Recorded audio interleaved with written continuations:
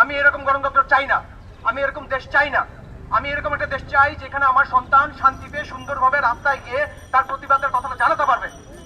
আমি চাই আমার সন্তান তার সাহস নিয়ে বড় হবে, তার সাহস নিয়ে বেঁচে উঠবে, নতুন বাংলাদেশ গড়বে। আপনারা বিকল্প নাই বলেন, আমাদের সন্তানরাই আমাদের বিকল্প। মা হিসাবে আমার সন্তানকে প্রোটেক্ট করা, মা হিসাবে সন্তানকে ভালোবাসা, তার নিরাপত্তা চাওয়া যদি অপশক্তি হয় তাহলে আমার আসলেও কিছু বলার নেই। আমি একটা কথা খুব ক্লিয়ারলি বলতে চাই, আমরা আমাদের সন্তানদেরকে যেইভাবে মানুষ করেছি তাদের উপর আমাদের পুরো আস্থা আছে, তাদের উপর আমাদের পূর্ণ বিশ্বাস আছে। আমরা মনে করি আমাদের সন্তানরা যা চাচ্ছে তা ন্যায্য। ফলে আমাদের সন্তানরা যা চাইবে, যেভাবে চাইবে, মা বাবা হিসাবে, অভিভাবক হিসাবে আমরা তাদের সাথে থাকবো, তাদের পাশে থাকবো। আমাদের সন্তানরা যেখানে যখন যেভাবে দাঁড়াবে আমরা তাদের সাথে থাকবো বাবা মা হিসাবে। আমি সন্তানদেরকে বলতে চাই, ছাত্রদেরকে বলতে চাই, তোমরা একা না, তোমাদের সাথে আমরা, তোমাদের বাবা মারা আছি, তোমাদের সাথে তোমাদের শিক্ষকরা আছে, তোমাদের সাথে তোমাদের বন্ধুরা আছে, তোমাদের সাথে সারা দেশের জনতা আছে।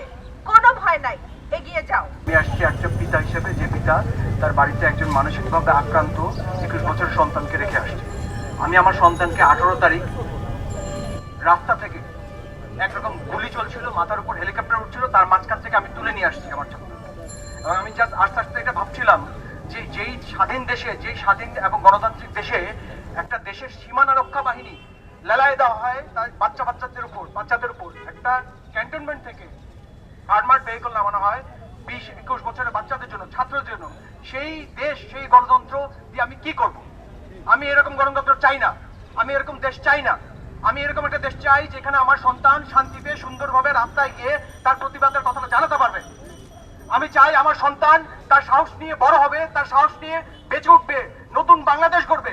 আপনারা বিকল্প নাই বলেন, আমাদের সন্তানরাই আমাদের বিকল্প। আপনারা বলেন যে এটা করেছে, সে সেটা করেছে। আমার সন্তান যেটা করেছে সেটাই আপনাদেরকে মেনে নিতে হবে। আমাদের সন্তানরাই আমাদের দেশের ভবিষ্যৎ। এই বিল্ডিং, গাড়ি বাড়ি আপনারা আমাদেরকে দেখান, এই বিল্ডিং কার পয়সায় তৈরি করা হয়? কে তৈরি করেছে এই ব্রিজ আর এই মেট্রো রেল? এই মেট্রো দেশের সবচেয়ে বড় সম্পদ কি? দেশের মানুষ, দেশের ছাত্র। আমাদের পরবর্তী প্রজন্মকে যদি আমরা রক্ষা করতে না পারি, এই নির্লজ্জতা, এই কাপুরুষতা নিয়ে আমি বাঁচতে চাই। আমার যে ট্যাক্সের পয়সায় যে কেনা যে গুলি, আমার ট্যাক্সের পয়সায় কেনা ট্রেন থেকে আমার সন্তানকে ট্রেনে জিপে ফেলে দেওয়ার অধিকার রাষ্ট্রকে কে দিয়েছে?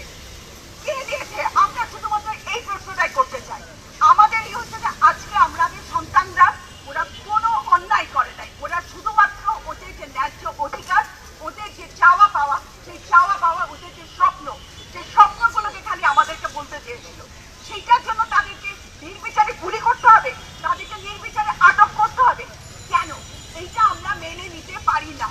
এখনো হয়তো অনেক অভিভাবক হয়তো ভাবতে পারেন যে আমার সন্তানের তো কিছু হয়নি, কিন্তু আমাদের সবাইকে আমি বলবো যে আপনারা প্লিজ, আমরা মনে হয় এই নিরাপত্তার মধ্যে থেকেন না। অনেকগুলো বছর ধরে আমরা নিরাপত্তা পালন করে যাচ্ছি, আমরা নৃশংসতাকে মেনে নিয়ে যাচ্ছি, এবং তার ফলে কিন্তু আজকে আমরা এই অবস্থায় এসে পড়ছি। আমাদের সন্তানেরা কিন্তু আমাদেরকে সঠিক রাস্তাটা দেখিয়ে দিয়েছে। করিম চাচা, আপনার প্রিয় মানুষদের কখনো বিপদে ফেলতে চাইবেন না স্যার। তাহলে আমাদের বিপদে রাখা কি ঠিক হচ্ছে? এজন্যই বিজলি কেবলস সবচেয়ে ভালো ও নিরাপদ। ফ্লেম রিটার্ডেন্ট পিভিসি দিয়ে তৈরি বিজলি কেবলস, নিরাপদ আজীবন।